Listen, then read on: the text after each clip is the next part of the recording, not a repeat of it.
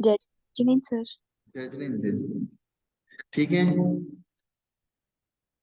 हाँ जी।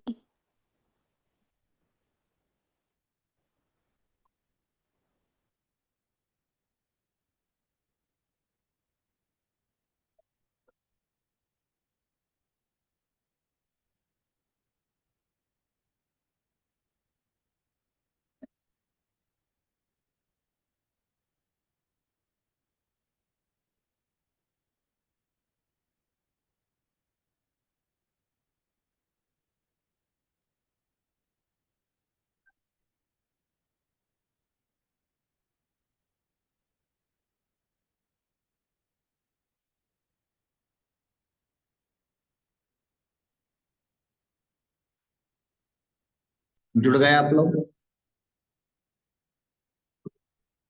हेलो, आवाज आ रही है? जी सर, आ रही है। आ रही है। जी।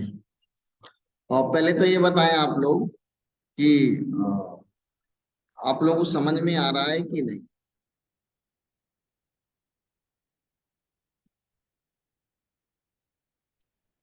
आ रहा है सर, अभी तक तो स्वर और व्यंजन पढ़ा है और ये तो, या शुद्धि के विषय में थोड़ा बहुत समझ में आया है। सर कल की क्लास में ज्यादा अच्छे से समझ नहीं आ पाया मुझको। हम्म, सर हमारी तो कल और परसों की दोनों छूट गई थी क्लास, इस चक्कर में अभी पता ही नहीं कुछ। अच्छा जी, आपका? सर अभी तो समझ आ रहा है। नहीं, मैं क्या है कि मैं ऐसा सोच रहा था कि हाँ जी। थोड़ा सा सूत्रों के माध्यम से 10 सूत्र ऐसे हैं कि जो बताएंगे आपको, और बाकी फिर अपन हिंदी पैटर्न में हम्म। चलेंगे, ऐसी कोई दिक्कत नहीं है।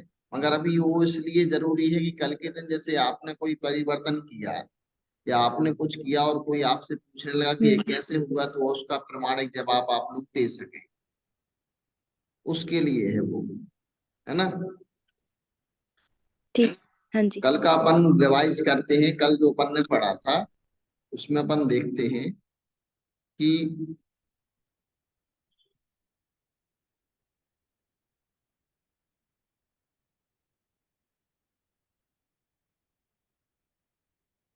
ये पढ़ा था कल अपन ने, एक सूत्र पढ़ा था, का गा चा जा ता दा पा बा जाम प्रायोगिक। इसमें है कि काका गाका चाका जाका ताका दा पा या और वा, इन व्यंजनों का प्राय लोप होता है। प्राय माने कभी होता है कभी नहीं हो सकता है, ऐसी कोई दिक्कत नहीं। इसमें एक चीज और समझने की है कि कहाँ लोप होगा, जब शब्द के बीच में ए शब्द आएंगे तभी होगा। ऐसा नहीं कि आप शब्द के प्रथम अक्षर को लोप करने लगेंगे, ये लोप नहीं होगा। जो मध्यवर्ती व्यंजन का लोप का ये उदाहरण है। ये उदाहरण आप सब लोगों ने तीर्थंकर वगैरह जो भी उदाहरण बताए थे, ये सब आप लोगों ने समझ। इसमें अगर आपको कोई प्रॉब्लम हो तो आप लोग पूछ सकते हैं,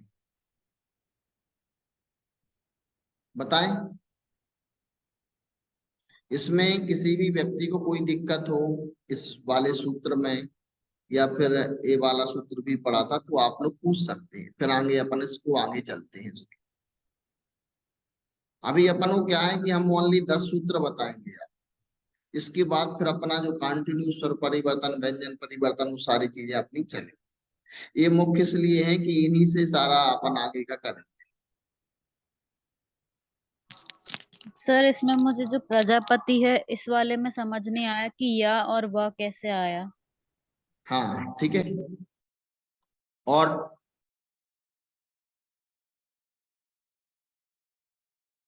वो तो आपको इतना तो आपको समझ में आ गया कि इतने व्यंजनों का लोप होता है। इधर तक समझ में आया कि नहीं? हाँ सर। जैसे आगे वाले में अगर अपन आगे चले, इस स्लाइड के आगे वाले में ये था, इसमें जो अपन ने इन व्यंजनों का लोप किया, इसके बारे में तो समझ में आया कि नहीं आया? हाँ सर। अपन ये ध्यान रखो अभी तो कि माना शब्द के साथ शब्द जुड़ा, असंयुक्त माना संयुक्त ना हो, उसके साथ शब्द जुड़ा हो, और बीच में अगर शब्द के बीच में इन शब्दों में से कोई शब्द आ रहा है तो उसका लोप होता है। इतना बस सभी ध्यान रखें, ठीक है ना। अब दूसरी बात आप ये कह रही हैं कि या और हुआ कहाँ से आया, तो इसके बारे में भी अपन बताते हैं। देखिएगा कि पहले नंबर तो अपना नियम ये है कि जो या कहाँ करना और हुआ कहाँ करना ये भी देख।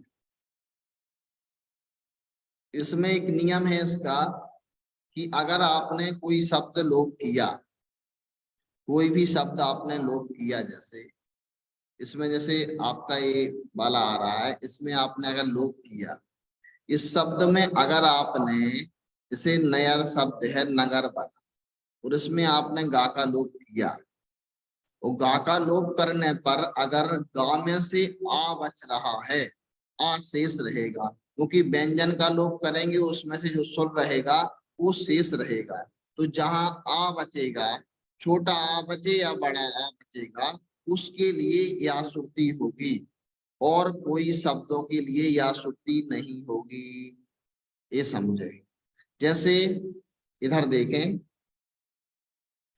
प्रजापति, देख रहे कि नहीं, प्रजापति शब्द है तो ये बना पया वई।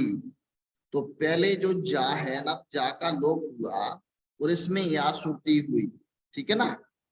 जा का लोप हुआ, इसमें से बड़ा बचा तो या श्रुति होगी, तो बड़ा या आ गया। फिर अपना दूसरा है ई, इसी शब्द में ई, तो क्या हुआ कि जो ता है, ता का लोप हो गया, और ता में से ई शेष रही, तो ई की जगह पर ई हो गया, उधर या नहीं हुआ। जब आपका कोई भी शब्द अगर अशेष है, छोटा अशेष है या बड़ा अशेष है, तभी वो या श्रुति होगी, अन्यथा या श्रुति नहीं होगी। ये रूल्स है इसका। जी बताएं। टी की जगह ई इसलिए लगाया गया क्योंकि विसर्ग हटाना था, इसीलिए। नहीं, विसर्ग हटाना नहीं है, विसर्ग तो अलग विषय है, वो विसर्ग का विषय भी आपको बताएंगे। देखिए ई इसलिए लगा है क्योंकि आपको एक चीज बता रहे हैं कि ना,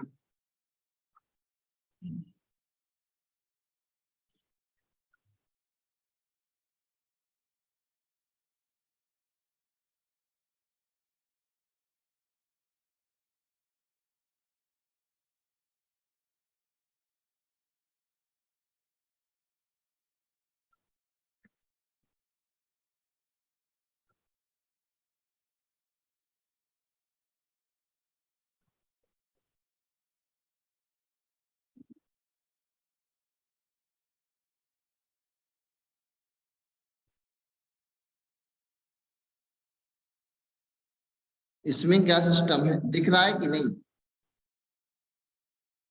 हाँ सर दिख रहा है। सर दिख रहा है जी। इधर क्या है, ई तो उधर दिखेगा, इधर देखिएगा दूसरी स्लाइड में मैं शो कर रहा हूँ उधर से।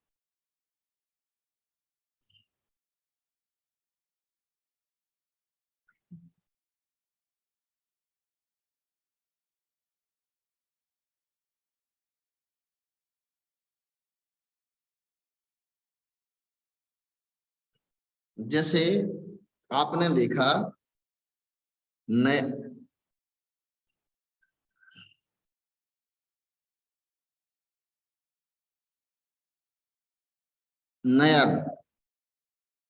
इसे मान के चलो नगरम। सर फॉन्ट बड़ा कर लीजिए ना। जी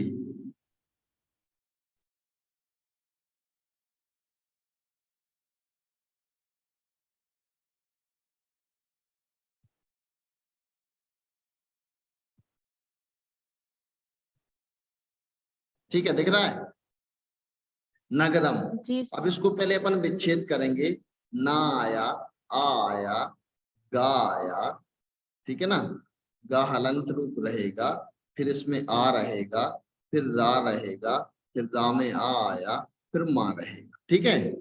अब इसमें से अपन को गा का लोप करना है, गा का अपन ने लोप किया, और गा की जगह अब बचा क्या, आ बचा, ठीक है ना, कि आ बच रहा है। तो क्या होगा कि आ अगर बचेगा तो आ के स्थान पर क्या हो जाएगा, या। तो ये हो जाएगी क्या, या श्रुति। आ गया ध्यान में कि नहीं, ठीक है ना। ये आपका ओनली गया, ठीक है ना। अब आप लिख रहे हैं प्रजापति, ठीक है ना, प्रजापति। अब हिंदी में देखें, अभी विसर्ग ना लगे, ठीक है ना। अब आपने देखा प्रजापति, तो प्रा, ठीक है ना, फिर रा, ठीक है ना। अब फिर क्या आएगा कि जा, तो फिर बड़ा आ, ठीक है ना। अब फिर आएगा पा, तो फिर आएगा आ, फिर आएगा ती, ठीक है ना, तो फिर ता के बाद आएगा ई। इतना शब्द है, ठीक है ना। इधर आपने क्या किया, जा का लोप कर दिया, जा चला गया, अब बचा आ, तो आ की जगह पर बड़ा या हो जाएगा, या सुरती हो गई। अब इधर आप ता का लोप करेंगे उसी सूत्र से, ता का लोप किया। अब ता का जब आपने लोप किया तो इसमें से ई शेष बचा, जब ई शेष बचेगा तो या सुरती नहीं होगी। आया समझ में, इतना आया कि नहीं। यस सर आया। सर जब वो जब ई शेष रह जाता है तो या शुद्धि नहीं होती है। अगर शेष छोटा आ या बड़ा आ शेष बचेगा तब या श्रुति होगी, अन्यथा ई शेष बचे, छोटा ई शेष बचे या बड़ा ई शेष बचे या ऊ शेष बचे या बड़ा ऊ शेष बचे तो या श्रुति नहीं होगी। ओनली छोटा आ और बड़ा आ शेष बचेगा तभी या श्रुति होगी, अन्यथा या श्रुति नहीं होगी। ये नियम है जी। आया समझ में। अब इसके साथ दिक्कत तो नहीं है, ठीक है। अब दूसरा अपन और देखते हैं। जब भी वो हम तोड़ते हैं, मतलब जैसे या रहतंत रूप में ले लेते हैं ना। क्या तोड़ेंगे तो क्या स्थिति है, तोड़ने के साथ भी दूसरी स्थिति है। जब आप तोड़ रहे हो तो तोड़ते समय भी तो आपको ये ध्यान रखना है कि हम कहाँ से तोड़ रहे हैं, कैसे तोड़ रहे हैं। जैसे ना आपने अभी बताया नगरम है, तो आपने बताया ना और आ, तो अब जब वो हाँ टूटता है तो ना हलंत हो जाता है, फिर आ आता है। हाँ, तो ऐसे सारे व्यंजन हैं जिनमें सुर लगा हुआ है। जितने का से लेकर के और हा तक जितने वर्ण हैं सभी में व्यंजन लगा, सुर लगा होगा। बिना सुर के कोई व्यंजन प्रयोग नहीं होते हैं, ये भी समझ लेना। अब आगे देखते हैं, या श्रुति का अपन ने सर योग एक था। जी बताएं। सर इसमें हमने ये रूल पढ़ा था कि ये जो वर्ण है ये या तो आगे और पीछे वाले नहीं लोप होंगे, बीच वाला लोप होगा। तो प्रजापति में त तो सबसे आखिरी में आ रहा है, तो फिर त का लोप क्यों हुआ इसमें? नहीं, वो ता तो आपको उदाहरण के लिए बताया, अभी लोप, ता भी लोप होगा। क्या है उसके बाद भी अच्छा, तो दूसरे रूल के हिसाब से हुआ है। आप ये बताओ, उसके बाद भी तो विसर्ग है कि नहीं, हाँ है कि नहीं। और है इसका सर। नियम ये भी है कि दो स्वर के बीच में जो, जैसे इधर ई हो गया उधर विसर्ग हो गया, दोनों क्या है, स्वर हैं। स्वर।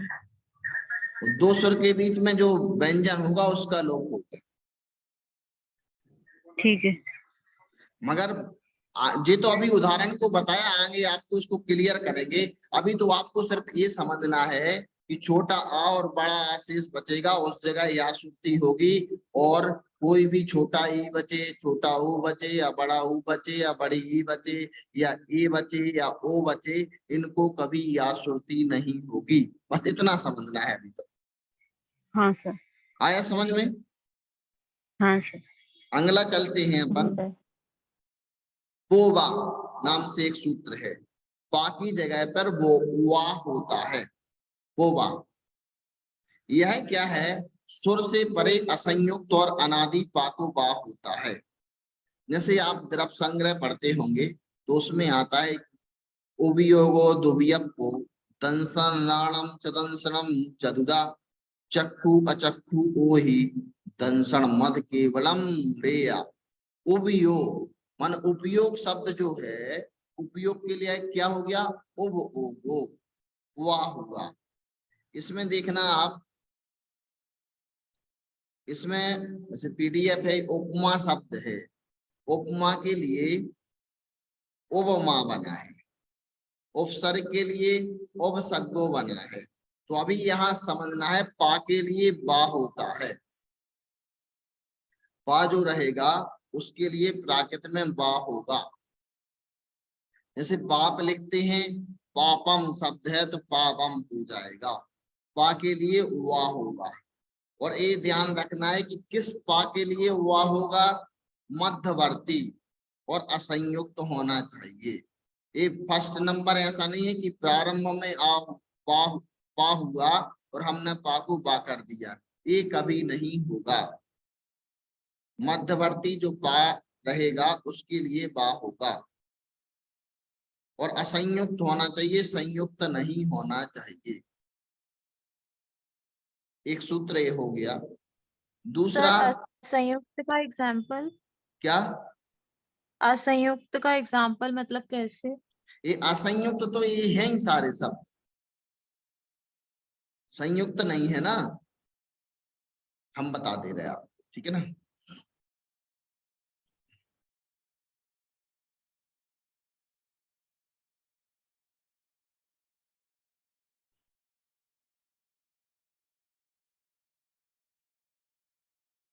अक्षर दिख रहा है इधर, दिख रहा है कि नहीं? हाँ जी सर दिख रहा है।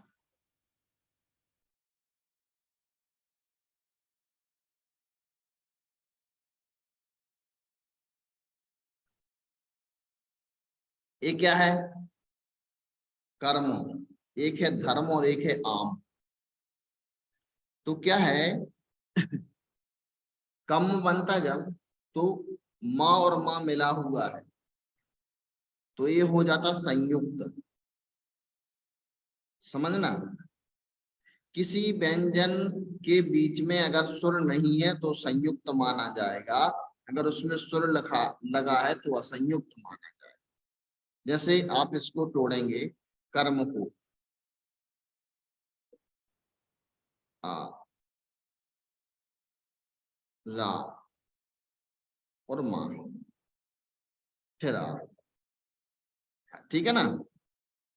और जब आप इसको तोड़ेंगे,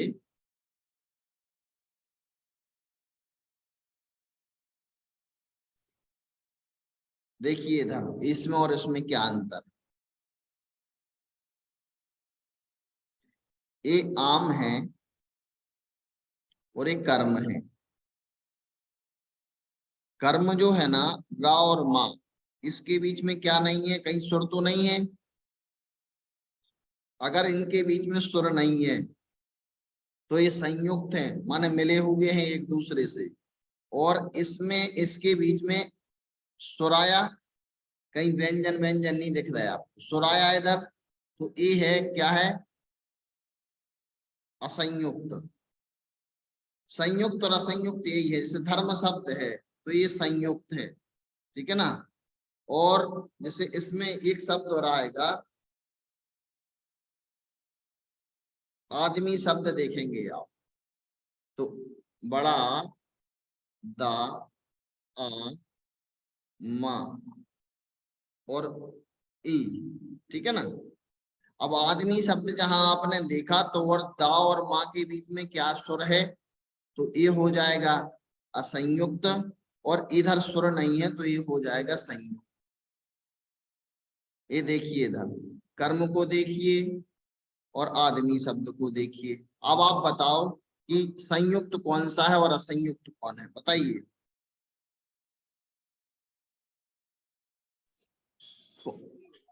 सर संयुक्त कर्म है और आदमी असंयुक्त। आदमी असंयुक्त है। ठीक है ना। अब ये अपन ने इधर से गायब कर दिया।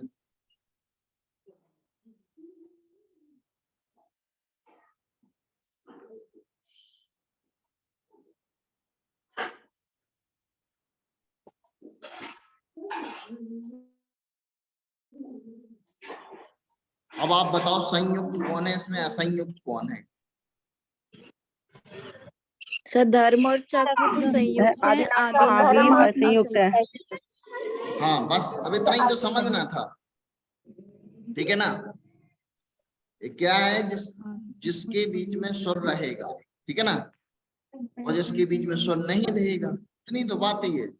अब अपन को आपको कभी कंफ्यूज नहीं होगा संयुक्त कौन सा है असंयुक्त कौन सा है। जैसे एक शब्द आया तत्व, अब क्या है, तत्व शब्द कौन सा है? संयुक्त। संयुक्त। संयुक्त है। द्रव्य शब्द कौन सा है? संयुक्त। संयुक्त है, ठीक है ना। तो मतलब ये सारे शब्द संयुक्त हैं। संयुक्त और असंयुक्त शब्द अगर आपने समझ लिए तो आपको यही सारे प्रयोग आगे आएंगे। तो हमें ये थोड़े से अपन को ये समझना है। तो अपन क्या करते हैं कि आगे का जो सूत्र है उसको हम देखते हैं।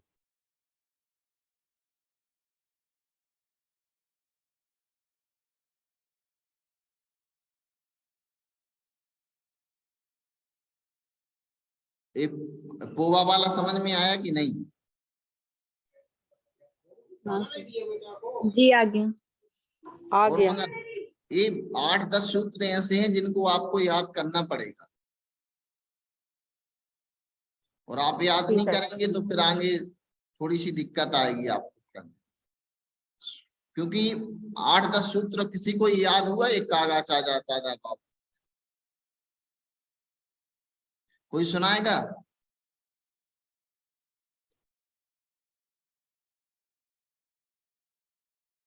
याद करेंगे जब अपन को याद आए, ठीक है ना। अब पोवा सूत्र है, आपसे कोई कहेगा कि उपयोग शब्द बनाना, उपसर्ग शब्द बनाना, उपमा शब्द बना है, या शपथ शब्द बना है, या पाप शब्द बना है, या श्राप बना है, ये कैसे बने हैं? तो अपन कह देंगे पोवा सूत्र के माध्यम से बने हैं। और आगे अपन इसकी और डेफिनेशन देखेंगे, अभी तो आगे चल के देखते हैं इसको। आगे शब्द है नोणा, ना के स्थान पर णा। तो इसका भी नियम है कि स्वर से परे असंयुक्त अनादि, अनादि माने आदि में पहले ना हो, ठीक है ना, उसके लिए क्या होता है? णा होता है। जैसे ज्ञान शब्द है तो ज्ञान को क्या बनाते? राण, राणम मठ वियप्पम, आता ना ये गाथा, राणम मठ वियप्पम मदिशदो ही राणाणी मणपज्जय केवल मवि पंचक्ष परोक्ष भी च। आप इसमें देखेंगी ना को णा हुआ है। जैसे पदनम शब्द है तो वैणम, अब कैसे बना आप देखेंगे। नयनम शब्द है तो नयनम बना, वनम शब्द है तो वनम बना, और मणु शब्द है तो मदनम बना। मतलब इस तरीके से जैसे रमो शब्द बना, उसका भी हम आगे उदाहरण बताएंगे वो कौन से सूत्र से बना। ये तो आपन कह रहे हैं भाई मध्यवर्ती जो ना है उसके लिए ना होता है, और जो अभी प्रारंभ वाला ना है उसके लिए भी ना होता है, उसके लिए दूसरा सूत्र है। ये अपना मध्यवर्ती या फिर अंत में जो आएगा ना उसके लिए ना होता है। तो ये सूत्र सबसे प्रमुख सूत्र है हमारा, मतलब प्राकृत व्याकरण का। अगर ये आपने याद रखा तो सारे सूत्र आपको याद आ जाए। ये तो ऐसे ही याद कर सकते, 1 मिनट का काम है। नोड़ा याद हुआ कि नहीं आप लोगों को? हो गया। नोड़ा, ना के स्थान पर ना हो जाता है। कौन सी परिस्थिति में? स्वर से परे असंयुक्त और अनादि ना को ना होता है। हमें ये ध्यान रखना है। अब आगे देखते हैं, एक है सूत्र सा, और सा के स्थान पर सा होना, ससो सा। सर जी सर आपने कहा असंयुक्त ना करना होना है, जब हमारा संयुक्त होगा तो उसे अनुस्वार में कर लेंगे। असंयुक्त कह रहा हूं ना मैं तो। हाँ, तो जब संयुक्त होगा तो उसमें अनुस्वार की तरह प्रयोग होगा फिर। अनुस्वार की तरह प्रयोग नहीं होगा। अच्छा, उसमें भी परिस्थिति ये है कि आपको ये देखना है, उसमें ये होता है भिन्न वर्गी और अभिन्न वर्गी। भिन्न वर्गी आप तो फिर क्या है, जैसे 5 हैं जो नास का उच्चारण वाले, जैसे इया, इया, ना, णा, ना और माँ। ये 5 शब्द कैसे आप पहचान करेंगे कि इस पर ना की बिंदी है, कि माँ की बिंदी है, कि णा की बिंदी है। ये भी आपको मतलब अनुस्वार जो रहेगा तो आपको ये भी जानकारी प्राप्त करना है किस वर्ण की अनुस्वार है। उसका भी हम आपको एक दिन फार्मूला बताएंगे कि कैसे आप जानकारी कर सकते हो एक किसकी बिंदी। जैसे आपने लिखा, हाँ, एक शब्द लिखा, बताता हूँ। पता नहीं चलता उस उच्चारण में ना बोलना है कि माँ बोलना है। हाँ, कि क्या बोलना है आपको, क्या करना है, क्या नहीं करना।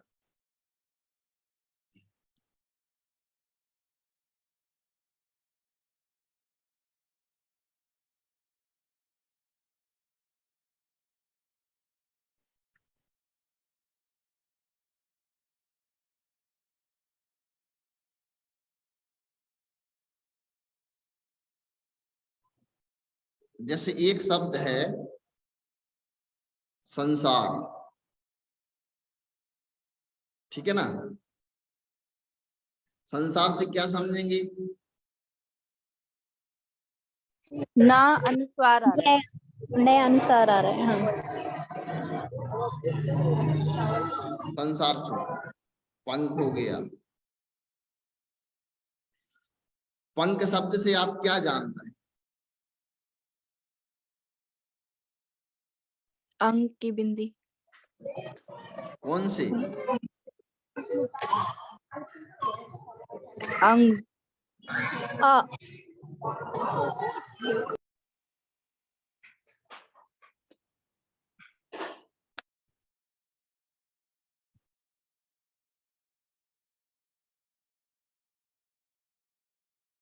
देखिए,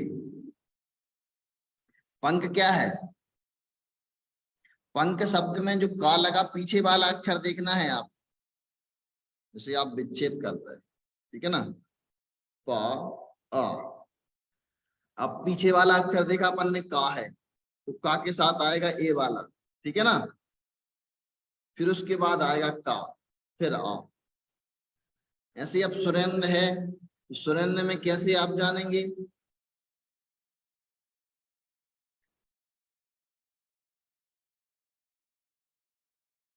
कैसे जानेंगे आप? ना। हाँ, क्यों जाना आपने ना? क्योंकि इसके बाद में दा है। दा किस वर्ग का व्यंजन है? त ता, वर्ग। दा, था, धा और ना, ठीक है ना।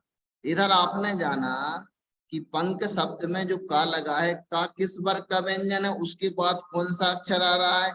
ए वाला। तो अपन ने ये जान लिया। आपको उसके पीछे वाला अक्षर देखना है, फिर उसके बाद उसका मालूम करना है कि कौन सा है। जैसे नरेंद्र में भी यही स्थिति है। ऐसे बहुत सारे शब्द हैं। एक सुंदर शब्द आता, कई लोग ऐसा भी लिख देते हैं सुंदर, तो कई लोग ऐसा लिख देते हैं, लिखते हैं कि नहीं? अब सुंदर हाँ जी शब्द सर। क्या, अब जो सुंदर शब्द लिखा तो सुंदर में आप कैसे जानेंगे कि सुंदर क्या है? इसको क्या है ना कि पीछे वाला अक्षर अपन ने दा देखा तो दा के अनुसार अपन अंदाज लगा लेंगे कि ये उसी वर्ग का व्यंजन है। प्राकृत में ये बहुत अच्छी विशेषता है कि प्राकृत में जो वर्ण प्रयोग में आएंगे तो विभिन्न वर्ग ये प्रयोग में नहीं आएंगे, उसी वर्ग का व्यंजन ही प्रयोग में आएगा। जैसे कर्म शब्द लिखा, अब कर्म को अपन ने विच्छेद किया तो आ आया, और फिर उसमें रा लगा है और फिर माँ लगा है तो फिर आ है, ठीक है ना। इतना हो गया। इसमें क्या है कि अनेक अनेक वर्ग के भिन्न वाले शब्द हैं, इनको भी हमें देख करके चलना है, ठीक है ना। हेलो, यस सर, हाँ ठीक है। हाँ जी सर। तो जी ये सर। ध्यान रख के फिर अपन करेंगे। वो कल फिर आगे वाले सूत्र जो है ना, ये आप लोग रिवीजन करिए, कल आगे ससोसा वाला जो है ना सर कर्म जो बताया आपने, जी तो माँ अलग वर्ग का है मतलब, और हाँ, तो तो मैं वही कह रहा लगा। हूँ कि माँ अलग वर्ग का है, और जब प्राकृत में आप बनाएंगे तो कम बनेगा। तो कम में क्या है कि माँ उसी वर्ग का है और वो भी उसी वर्ग का है। माँ और आधा माँ और बड़ा माँ दोनों आएंगे, तो एक ही वर्ग का, प्राकृत में एक ही वर्ग के प्रयोग में आते हैं, अलग अलग वर्ग के व्यंजन प्रयोग में नहीं आएंगे। प्राकृत की बात कर रहा हूँ। कर्म शब्द तो जो आप जो लिखा है वो प्राकृत का नहीं है, वो संस्कृत का हिंदी का है।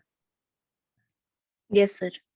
जी, और अभी हम पीडीएफ भेजते हैं, जितने सूत्र आपको एक बार रिवाइज करना आप, ठीक है ना, तो फिर आप इसको Yes, sir. देखना, और कल अपन फिर इसके बारे में चर्चा करते हैं। और किसी को अगर समझ में ना आए तो पूछ सकते हैं, ठीक है ना। ठीक है, ठीक है। अभी कोई किसी को डाउट हो तो पूछ सकता है। ये थोड़ा 2-3-4 जब दिन, भी हम सुनो, 2-3-4 दिन आपको लगेगा, मगर जब आप रूल्स समझ जाएंगे तो फिर आपको अपने आप सारा निराकरण हो जाए, कोई दिक्कत नहीं। और अपन को तो यहाँ से सीखना है कि दूसरों को भी अपन सिखा सके, परीक्षा की दृष्टि से नहीं सीखना। परीक्षा तो होगी तो उस तरीके से अच्छा सीखेंगे, बढ़िया अच्छे विद्वान बनना है अपन से, ठीक है ना। हाँ, कोई कुछ बोल रहे थे आप? ठीक है सर। सर स्वर हमेशा हलंत रूप में लिखा जाता है। स्वर नहीं, व्यंजन। जब भी हम उसको, हाँ व्यंजन, जब भी उसको हम मतलब पार्टीशन करते हैं तो व्यंजन जब भी निकलता है तो उसको नीचे हलंत लगा के लिखा जाता है ना। हाँ, हलंत लगा के, हलंत लगा के नहीं लिखेंगे तो उस पूरा माना जाएगा, असहज माना जाएगा। अच्छा, तो हलंत लगाते हैं, उसके बाद फिर जैसे आपने अभी कर्म बताया था, तो का के नीचे हलंत तो वो व्यंजन, फिर उसके बाद फिर हाँ ऐसे करके ना। हाँ हाँ हाँ, जी सर। जी सर। इस संधि विच्छेद कहलाता है, ये भी एक दिन बताएंगे, अपन प्रयोग में लाएंगे जैसे भी, ठीक है ना। संधि विच्छेद अपन कैसे कैसे करते, कौन कौन शब्द कहाँ लाते, कैसे करते हैं, ठीक है ना। जी सर। ठीक है, ठीक है। सादर जय जनेन्द्र। जी सर। जय जय हिंद सर।